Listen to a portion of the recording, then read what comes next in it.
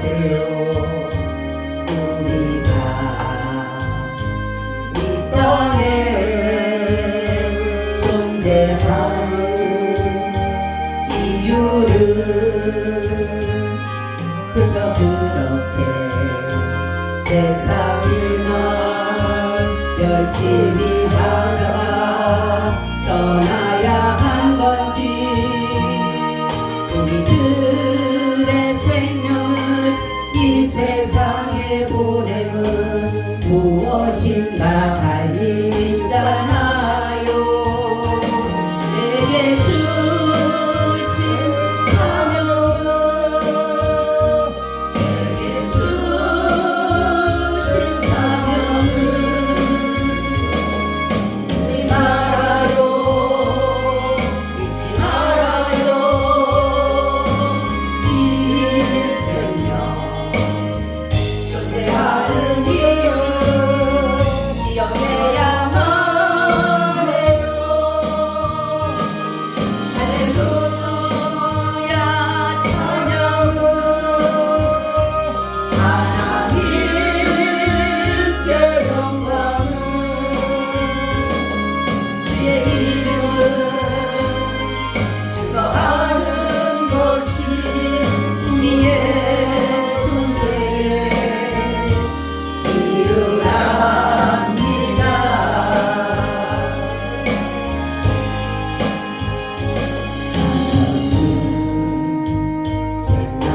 생각해보세요. 한 번쯤 기도해보세요. 우리가 이 땅에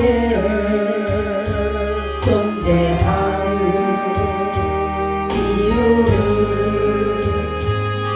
그저 그렇게 의미 없이 세상을 쫓다가 떠나야 한 건지, 우리에게 향하신 하나님의 참뜻은 무엇인가 할 일 있잖아요.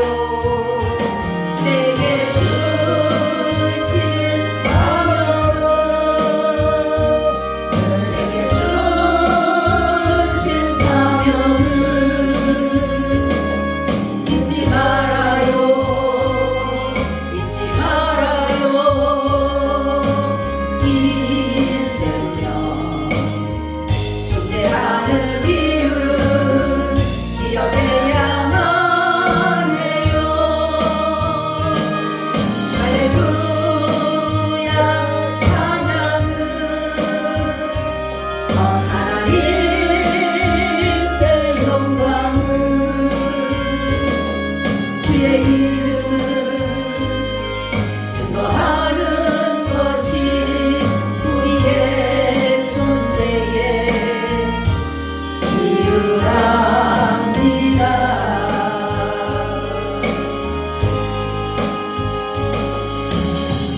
하나님 감사합니다. 우리가 늘 바쁘다는 이유로 정말 우리가 존재하는 이유를 모르고 그저 그렇게 살아갈 때가 많지만은, 주님께서는 우리에게 예배의 시간을 허락하여 주셔서 이 시간이라도 우리가 하나님 존재하는 그 이유를 바로 알아서 바로 삶을 살아갈 수 있도록 은혜를 더하여 주시옵소서. 아버지 하나님, 이 나라 주님 나라 되기를 간절히 소망합니다. 자유민주주의로서 주님 오실 때까지 남는 나라 되어서 이 나라뿐 아니라 저 북한까지도 자유민주주의로 복음으로 통일을 이뤄낼 수 있도록 은혜를 더하여 주시옵소서. 아버지, 우리 야베스 교회 연약하지만 하나님 꼭 잡아주셔서 주님과 늘 함께함으로 연약하지 아니하도록 성령님이 역사하여 주시옵소서. 특별히 내일은 이 지역 복음화를 위하여서 섬기려고 하는 가운데 있사오니 성령 하나님께서 유리방황하는 자, 정말로 원수막에 잡혀있는 자, 아버지 길 잃고 어디가 길인지 제대로 알지 못하면은 아버지 그들을 하나님의 품으로 인도할 수 있는 귀한 복된 시간이 되도록 도와주시옵시고 예비된 영혼, 갈급한 영혼 꼭 보내주시기를 간절히 기도합니다. 우리의 수고가 헛되지 않게 하시고 좋은 열매로 주렁주렁 맺게 하여 주시옵소서. 이것이 우리의 존재 이유이기에 우리가 복음을 전하는 것을 정말 우리의 삶의 최고의 목적으로 삼고 목표로 삼고 나아갈 수 있는 그러한 삶이 되도록 도와주시옵소서. 예수 그리스도의 이름으로 기도하옵나이다. 아멘. 우리 인사 나눕니다. 예수님 덕분에 살만납니다. 예수님 덕분에 신바람 납니다. 예수님 덕분에 신바람 납니다. 예수님 한 분으로 만족합니다. 예수님 한 분으로 만족합니다. 만족합니다. 예수님 최고세요. 예수님 최고세요. 예수님 만세. 만세. 만세. 할렐루야. 아멘. 오늘의 제목은 우리의 삶의 형태라는 제목을 가지고 말씀을 드리려고 합니다. 자신의 존재의 가치를 안다라는 것이 굉장히 중요해요. 우리는 하나님의 자녀로서 그리스도의 일꾼으로서 거룩한 백성이 되어서 하나님의 부름받은 자들이다라는 것을 먼저 내 자신이 그것을 믿어야 되는 것이에요. 그래서 성도라고 하는 것은 뭐냐면 하나님의 백성이다, 구별된 백성이다 라는 것을 말씀하는 것이고, 그래서 우리를 하나님께서는 성도, 구별하다 그렇게 말씀을 했는데, 우리는 세상의 종로를 타고 살았지만은 이제는 하나님의 백성으로 거룩한 자로서 살아가야 되기 때문에 이 세상 사람들과는 다른 삶을 살아야 된다라는 것을 여기에서 이렇게 말씀하고 있습니다. 오늘 여기 말씀을 보니까 성도들이 범죄하였을 때 태도에 대해서 말씀을 하고 있는데, 이 범죄한 것은 여기에서는 고의적인 것이 아니라 실수로 저지른 죄에 대해서 말씀하고 있는데, 어떤 태도를 가져야 되느냐라는 것이에요. 첫째는 범죄한 자를 바로 잡아줘야 된다라는 것이에요. 우리는 범죄한 자를 묵인하는 것도 올바른 것이 아닙니다. 그냥 그 사람에게 말하기가 뭐하고, 그 사람에게 말을 하게 되면 저 사람이 혹시라도 시험에 들지는 않을까, 말을 하면은 저 사람이 혹시 나를 싫어하지 않을까라는 그러한 생각으로 묵인하게 되면은 이것 또한 하나님 보시기에는 옳지 않는다라는 것이죠. 그래서 우리는 이러한 것들을 옳지 않는 바른 신앙을 갖지 못하고 범죄하였을 때에 우리가 어떻게 해야 되느냐, 그 사람들을 정죄하고 비판하기보다는 정말로 성령의 인도하심을 따라서 하나님의 그 말씀을 기준하여서 성숙된 그리스도인으로서의 그런 것들로 바로잡아줘야 된다는 거죠. 그래서 그냥 버려두게 되면 그들은 자신의 행위가 바른지 옳은지를 모르는 것이에요. 내가 범죄를 하더라도 이것이 범죄인지 아닌지를 모른다는 거죠. 그래서 바로 범죄한 자가 있을 때는 올바르게 가르쳐줘야 되고, 그에게 바로 대하시는 바른 길로 돌아설 수 있도록, 또한 이제 하나님 앞으로 다시 돌아올 수 있는 그러한 것들을 가르쳐야 된다라는 것이에요. 그래서 진리를 벗어난 행위에 대해서는 바로 가르쳐 줄 때에 그들이 정말로 올바른 길을 가게 되고, 많은 사람들로부터도 그 사람들이 정말 신앙인이라는 것으로서 우리가 나타나게 된다라는 것입니다. 둘째는 이 범죄한 자를 어떻게 해야 되느냐, 온유한 마음으로 해야 된다. 예수 그리스도의 마음으로, 그 온유함으로 그 사람들에게 권면하고 얘기를 했을 때에 그 사람들이 뉘우치게 되고, 처음에는 뉘우치게 되죠. 깨닫게 되고, 결국은 어디까지 가야 되느냐, 회개의 자리까지 가야 된다라는 것이에요. 그래서 그 사람들에게 야단치듯이 어떻게 무시하듯이 그렇게 하다가 보게 되면은 그 사람들이 돌아오지를 않는다라는 거죠. 그래서 그 사람들을 하나님께로 다시금 돌아오게 하는 이유는, 할 수 있는 것은 뭐냐면 그 사람들에게 마음을 열 수 있도록 우리의 마음에서 그 사람들의 마음을 간대하고 간용하는 마음으로 받아줄 때에 그 마음이 자기 자신도 자신의 죄를 깨닫게 되고, 이제는 결국은 하나님 앞에 나와서 무릎으로 회개의 자리에 이르게 된다라는 것이에요. 세 번째는 어떻게 해야 되느냐, 그 사람들의 죄만 정죄하고 비판하는 것이 아니라 그 그 사람만 바로 잡아주려고 하는 것이 아니라 나 자신도 혹시라도 그러한 실수를 지지는 않을까라는 것으로서 항상 두려워하는 마음을 가져야 된다는 것이죠. 그래서 남의 허물만 보고 남만 가지고 가르치려고 그리고 바로 잡아주려고 하다 보면은 자신의 것에 대한 실수를 놓칠 때가 있다라는 사실이에요. 그래서 성경에도 보면은 형제 눈 속에 있는 티는 보면서도 내 눈 속에 들보를 보지 못한다라고 하는 것처럼 늘 자신을 돌아보는 것이 굉장히 중요하다는 거죠. 그래서 자신의 모습을 볼 수 있는 것은 바로 영적 거울이 되신 하나님의 말씀을 봄으로 인해서 내 자신을 볼 수가 있다는 것이에요. 그래서 신앙인이라고 한다면 우리의 삶의 바른 행태는 뭐냐면 말씀 중심의 삶을 살아야 된다는 것이에요.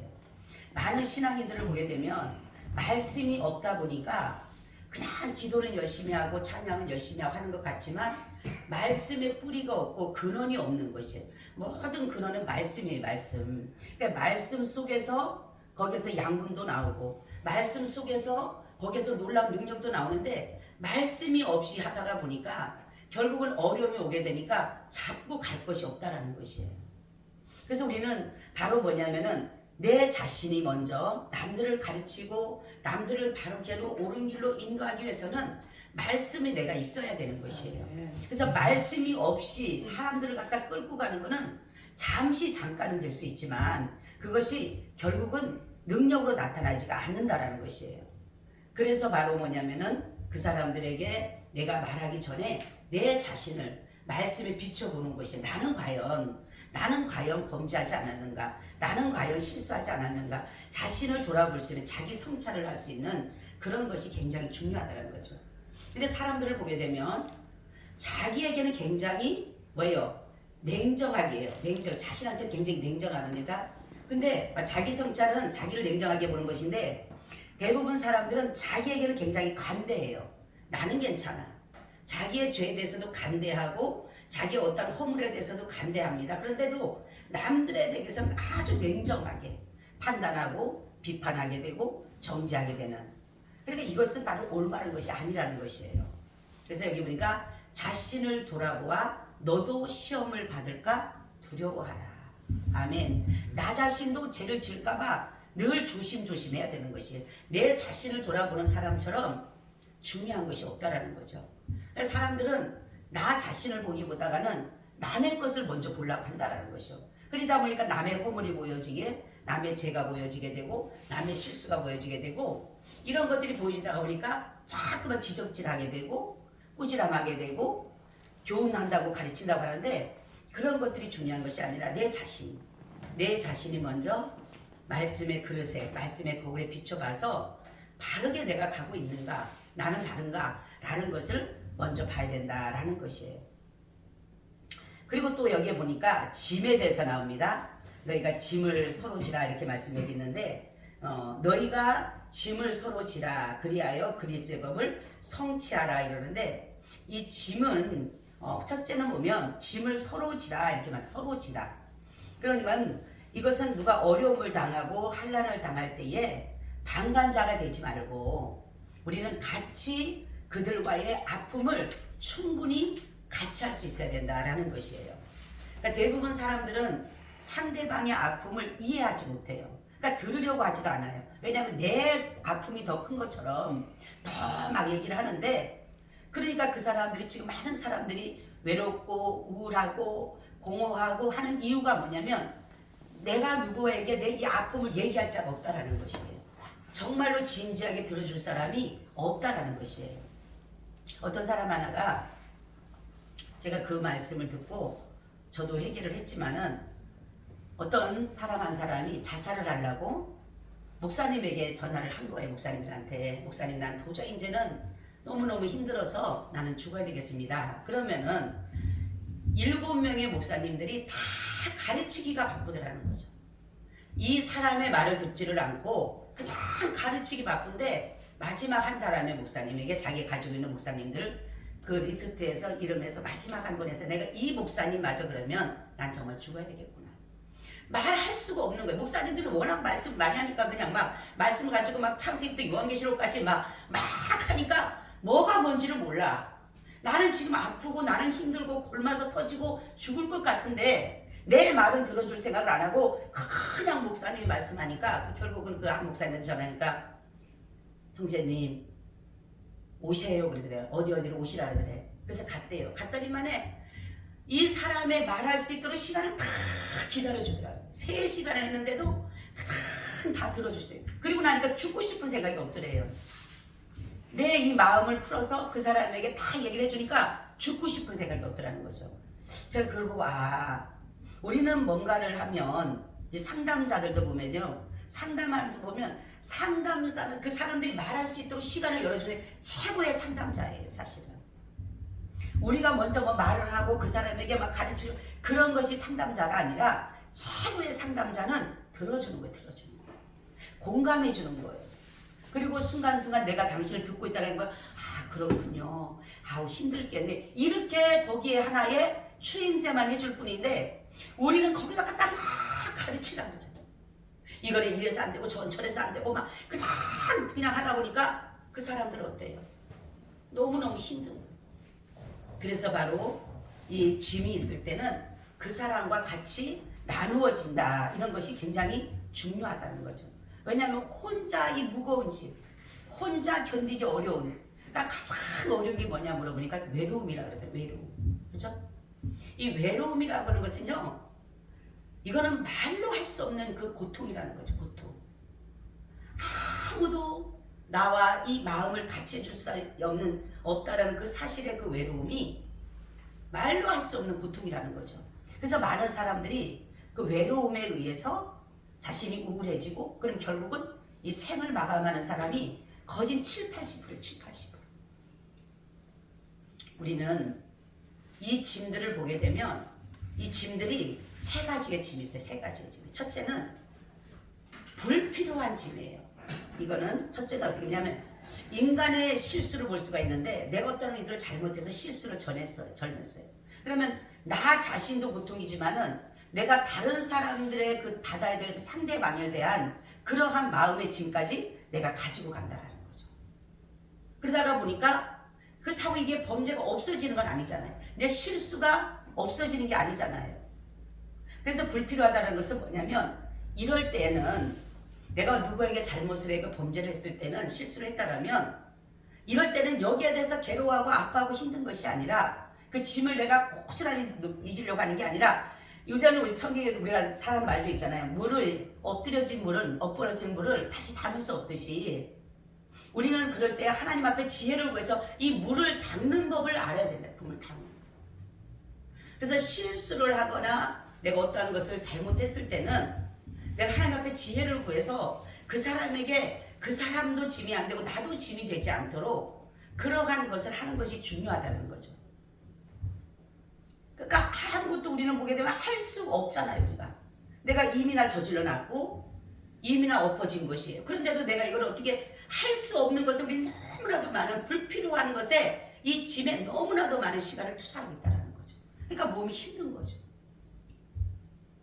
잠도 못 자고. 그래서 저는 조금 이렇게 어떤 것들이 오기 시작하면 막 그 걱정이 되고 짐이 될 것 같으면 전 자버려요. 그냥 빨리 자버려요. 그냥 아무것도 안 하고 빨리 자버려요.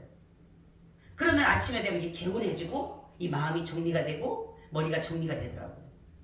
안 그러면 다 그걸 고민하면 잠도 안 오고 힘만 들어. 아무리 하려고 해도 안 되는 거 그러면 그냥 자버리는 거예요. 두 번째는 어떤 짐이 있느냐? 불가피한 짐이 있어요. 인간의 능력으로 해결할 수 없는 것인데 인간이 어떤 것을 한계에 부딪히는 한계예요. 그렇죠? 그러니까 아무리 자신이 가진 것을 다 동원해도 도저히 불가능한 거. 이거 짐이 되는 거지. 그래서 피할 수도 없고 어찌할 수 없는 기로에 서 있을 때 한마디로 말하면 죽을 것 같은 거. 죽을 것 같은 거. 이것은 해결을 해야 되는데 해결하는 능력은 없다는 거죠. 그러니까 피하고 싶지만은 그 할 수 없는 피할 수 없는 그 사람을 자신의 그 무능력함으로 오는 그 짐. 그래서 우리는 정말로 하나님을 이러한 짐들이 우리에게 올 때 우리가 전능히 하나님을 바라보는 것이에요. 저는 기도할 때 어떤 문제가 있으면 이러한 것들이 있으면 그렇게 기도 하나님 모든 것이 가능하시잖아요. 나는 불가능한 것이 너무 많고 나는 무지하고 나는 약해서 할 수 없는 것이 너무너무 많아요. 그리고 나는 한계적이에요, 하나님. 근데 하나님은 무한하시잖아요. 하나님은 전능의 하나님이시잖아요. 못하실 것이 없잖아요. 다 가능하시잖아요.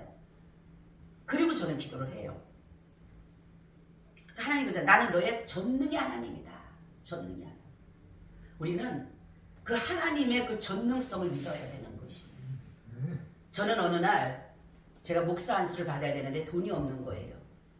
그 당시에 목사 안수를 받으면 지금도 있겠지만 한 200은 넘게 있어야 돼요. 왜냐하면 오시는 목사님들도 대접해야 되고 또 오는 분들 식사 대접도 해야 되고 또 기념품도 사야 되고 하다 보니까 200만 원이 넘게 들어가는 거예요. 거진 잡으니까 250에서 300이 들어가게 되는 거예요. 근데 돈이 없어요, 저한테는. 근데 하나님은 계속적으로 목사 안수를 받아야 되는 마음을 주시는 거예요. 그래서 하나님, 전 돈도 없고 그리고 이걸 받아야 될까라도 생각도 못 하는데 하나님은 나한테 받으라는 그 꿈에까지 아예 말씀을 해주셔가지고 결국은 내가 순종을 하지만은 돈이 있어야 받죠, 하나님. 근데 갑자기 하나님이 저에게 말씀해요. 너는 그러면 나를 어떤 하나님으로 믿느냐 물어보시는 거예요. 그래서 제가 하나님을 내가 어떤 하나님으로 믿죠? 우리는 늘 하나님을 어떤 하나님, 자신에게 어떤 하나님을 믿는 게 굉장히 중요해요. 하나님은 많죠. 뭐 구원의 하나님, 전능의 하나님, 임마누엘의 하나님, 뭐 에베네셀의 하나님, 여러 하나님이 많아요. 엘로힘의 하나님, 이런 하나님이 많지만 나는 과연 그러면 지금까지 어떤 하나님으로 믿고 왔을까? 그리고 어떤 하나님이 지금 내가 믿어야 되는 하나님이실까? 그런 가운데서 제가 도리어 여쭤봤어요. 주님이 저에게 말씀하기를 너는 그러면 나를 어떤 하나님을 믿느냐고 물어보셨을 때 제가 딱 나는 이런 하나님을 믿어요라고 할 수 있는 게 뭐 하나님의 전능이 이런 다 있지만은 내가 하나님 나는 이런 하나님을 믿어야 하는 그게 내 속에는 계속적으로 여러 가지가 많이 있다라는 거죠. 그래서 내가 대답을 못하고 그러면 하나님 내가 하나님을 어떤 하나님으로 믿어야 됩니까? 물어봤어요. 그때 하나님께서는 너는 나를 전능의 하나님으로 믿어라. 전능의 하나님을 믿어라 그 말씀을 준 거예요. 그래서 제가 아멘 하고 하나님 나의 전능의 하나님이라고 계속 이렇게 기도를 했는데 돈이 없잖아요. 근데 우리 큰딸 레미가 있어요. 큰딸이 참 많은 하나님이 물질을 많이 진짜로 처녀 때 결혼하기 전에는 교회 세운 것도 그 딸이 했고 집을 얻어준 것도 그 딸이 했고 아주 생활비도 거진 다 되다시피 하고 그 딸이 했어요. 진짜 삼성을 다니면서 지금 참 내가 고맙고 감사한데 지금은 이제 정말로 하나님의 은혜로 살지만 자기가 쓸 것도 없이 모르지 다 갖다가 우리에게 하고 하나님 앞에 바쳤던 그런 딸이에요. 그래서 딸한테 얘기했어요. 엄마가 안수를 받아야 되는데 돈은 없고 근데 하나님은 전능의 하나님을 믿으라 그래서 엄마가 기도를 하는데 근데 걔한테 달라서도 못하고 왜냐면 걔가 매일마다 생활비를 내주고 매일마다 했으니까 돈이 있다라고 사실은 전혀 생각이 안 됐던 거예요. 계속적으로 우리한테 도와줬기 때문에 돈이 있다 생각을 못했는데 걔가 먼저 하는 말이 그러는 거지. 지가 엄마 나 돈 있어. 그래서 내가 뭔 돈 있어? 그랬더만 나 이번 달에 300만 원 타. 할렐루야. 그래서 제가 뭐라 했냐면 딸 그거 하나님 쓰라래. 엄마 써. 전혀 거기에 대고 뭐 안 돼요 엄마 나 이거 써. 한마디도 안 하고 예 엄마 쓰세요. 교회 할 때도요 하나님이 이렇게 해야 되는데 돈 없는데 어떡하냐. 엄마 내가 대출 받아줄게. 그래서 2천만 원을 제가 대출 받아준 거예요. 그래서 그 수리한이라고 1,300이 들어가고 나머지 700을 거기 계약금으로 거는 거. 우리 장모님 여기 있지만은 사업한다고 아이디어 하나 내가지고 4천만 원 현금을 갖다 줬어요. 현금을 갖다가 딸이요. 제가 그것만큼을 안 쓰려고 하나님 제발 이 돈만큼 쓰지 않고 얘 시집갈 때 좀 쓰게 해달라고 내가 얼마나 붙들고 기대는지 몰라요. 근데 하나님이 저한테 입다의 마음, 입다의 딸이 하나님이 그러는 거예요. 네 마음은 입다는 마음이 너무 순종하기 너무너무 마음이 아프지만 그 입다 딸은 즐거이 헌신했다라고 하는 거예요. 그러니까 제가 마음은 우리 딸한테 그 돈까지 쓰는 건 너무 마음이 아프지만 우리 딸은 즐거이 헌신한 거예요. 그래서 제가 그 얘기했더만은 전혀 한마디도 없이 그냥 그리고 나서 주고 나서 몇 달 있다 시집간다고 하니까 돈이 있어야 하나도 없잖아요. 근데 하나님은요 놀랍게 역사해서 지금은 집이 2채나 되잖아요. 가보니까요, 저는 전기제품 해주지는 못했어요.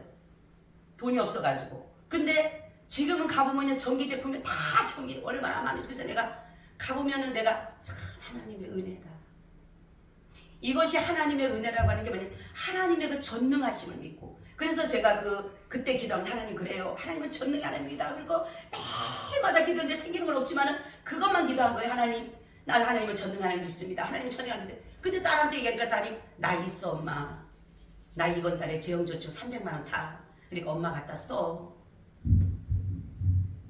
제가 왜 이 말씀을 드리냐면 우리는 하나님을 어떤 하나님을 믿느냐. 각자가 그 하나님을 내가 모시고 살아야 돼. 임마누엘 하나님은 나와 함께 하신 하나님. 그리고 에베네셀 하나님 나를 도우시는 하나님. 엘로힘 하나님 나의 능력의 하나님이에요. 그러한 이런 하나님을 내가 전능의 하나님, 하나님 전능의 하나님을 믿는 그 믿음을 가지고 간다면 하나님은 늘 그 전능의 능력을 우리에게 늘 부어주신다는 거죠. 그래서 불가능을 가능케 하신다는 거죠. 세 번째는 짐이 있는데 이 자발적인 짐이에요. 이 참 중요해요. 우리가 이건 뭐냐면 예수 그리스도의 법과 그리스도의 법을 성취한다라고 말씀했는데 예수의 그리스도의 법이 뭐냐면 사랑의 계명을 지키는 것이에요. 근데 사랑의 계명을 지키기 위해서 타인의 고통을 같이 지는 것이에요. 이것은 뭐냐면 서로 사랑하라고 하셨기 때문에 우리가 이 사랑을 증거하고 사랑을 나타내기 위해서 우리는 그 타인, 내가 전도하려고 하는 그 사람들의 그 짐을 내가 자발적으로 지는 거예요. 자발적으로. 이게 자발적인 짐입니다. 그래서 요한복음 13장 34절에 보니까 새 계명을 너에게 주노니 서로 사랑하라. 내가 너희를 사랑한 것 같이 너희도 서로 사랑하라. 너희가 서로 사랑하면 이로써 모든 사람이 너희가 내 제자인 줄 알리라. 이렇게 말씀합니다. 그 사랑 때문에 예수 그리스도의 십자가의 그 사랑 때문에 내가 저의 짐을 대신 지는 것입니다. 그 사람의 짐을, 그 사람의 고통을 내가 대신 당하는 거예요. 그 사람의 아픔을 내가 대신 당하는 거예요. 이게 바로 자발적인 짐이에요. 자발적인 짐. 이 짐들은 너무나도 많고 그렇지만 아무것도 할 수 없다라고 할 때에 우리 주님께서는 우리 이 짐을 흔쾌히 맡아주셨다는 거죠. 아멘. 그래서 성경복음에 나오죠. 마태복음 10장 28절 30절. 내가 제일 좋아하시는 말씀이에요. 수고하고 무거운 짐진 자들아 다 내게 오라. 내가 너희를 쉬게 하리라. 나는 마음이 온유하고 겸손하니 나의 멍에를 메고 내게 배우라. 그리하면 너희 마음이 힘을 얻으리. 이는 내 멍에를 싣고 내 짐은 가벼움이라 하십니다. 저는 여기서 수고하고 무거운 짐진 자들아 다 내게로 오라. 내가 너희를 쉬게 하리라. 이 말씀이 너무 좋은 거예요. 어느 누구도 나의 이 짐을 맡아줄 사람이 없잖아요. 인생에 살아가는 불가피한 짐, 불필요한 짐, 자발적인 짐, 여러 가지 짐들이 나를 힘들게 하지만 이 짐을 누가 흔쾌히 맡아줄 수 없는 사람이 뭐냐면 다 그 사람도 그런 짐을 지고 가기 때문에 죄의 짐도 같이 지고 가게 되죠. 이러한 인생을 살아가는 가운데 여러 가지 짐들을 그 사람도 똑같이 지고 가는 것입니다. 남편도 그 짐을 지고 가는 것이고 자식도 그 짐을 지고 가는 것이고 형제도 부모도 모든 자들도 다 그 짐을 지고 가니까 내 짐을 그 사람한테 갖다 옮길 수가 없는 거예요. 근데 우리는 그렇잖아요. 혹시라도 이 남편이 내 짐을 지어줬으면 얼마나 좋을까. 자식이 내 짐을 지어주면 얼마나 좋을까. 부모가 지어주면. 그렇지만은 나는 기대는 하지만 결국은 지어줄 수 없는 것이 뭐냐면 그 사람도 똑같은 짐을, 그 무게의 짐을 지고 가기 때문이다. 그런데 정말로 어떤 누구도 나의 이 짐을 맡아줄 분이 없는데 예수님이 말씀하잖아요. 수고하고 무거운 짐자 다 내게로 오라. 내가 너를 쉬게 할게.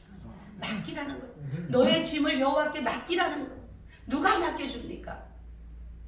어느 누구도 대신할 수 없는 이 짐, 이 짐을 예수님께서 흔쾌히 홀로 그것을 감당하신 것입니다. 서로 지라고 하는 것을 저는 이 말씀을 준비하다가 기도의 나눔으로 보게 되었어요. 우리가 서로 짐을 나누는 것은 내가 그 사람이 그 힘들어하고 어려워하고 아파하는 모습을 같이 내가 공감하면서 같이 하나님께 아뢰주는 것이 바로 서로 짐을 나눠주는 것이 되는 것이.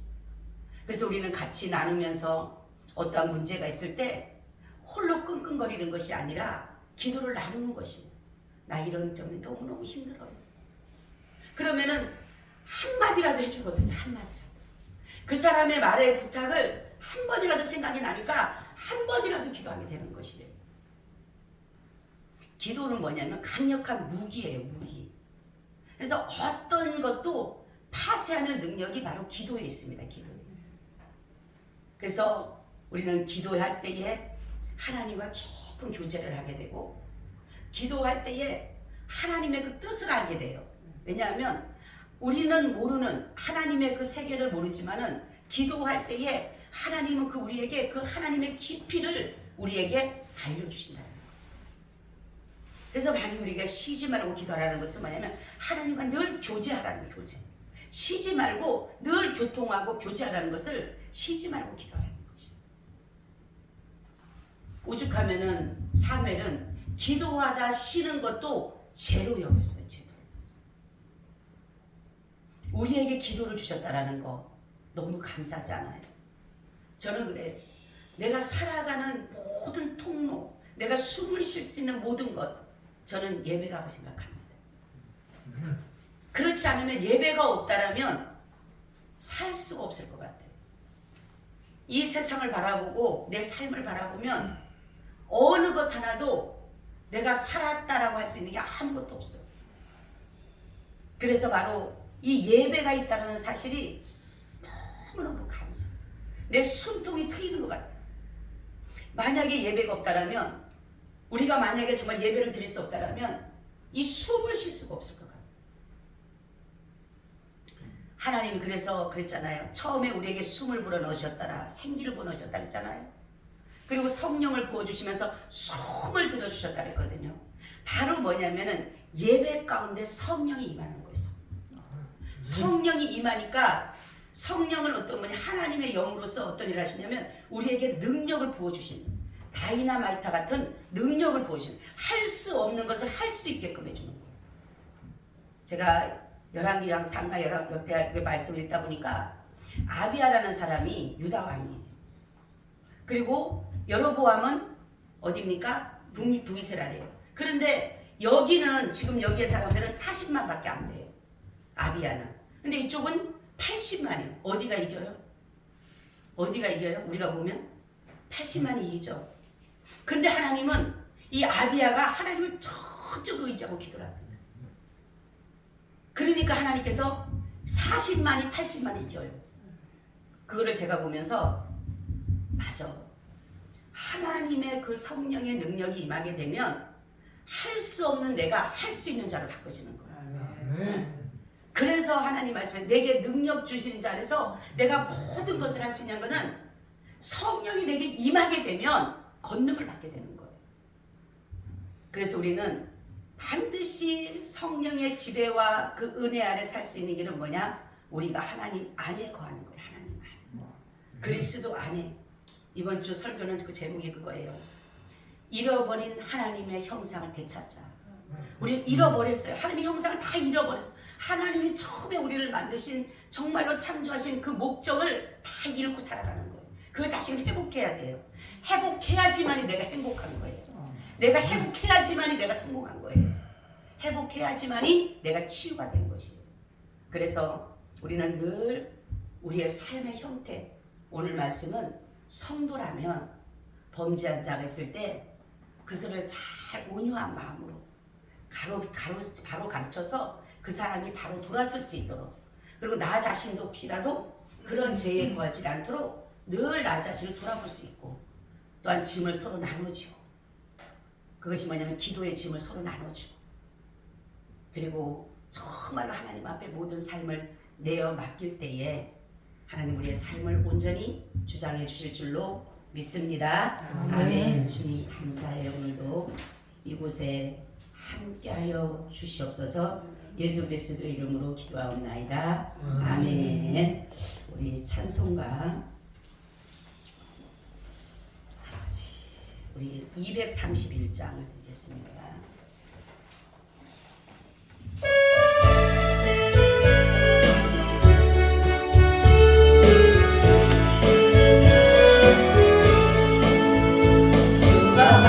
모든 역사를 나를 가지고 알고 그가 짐을 당할 때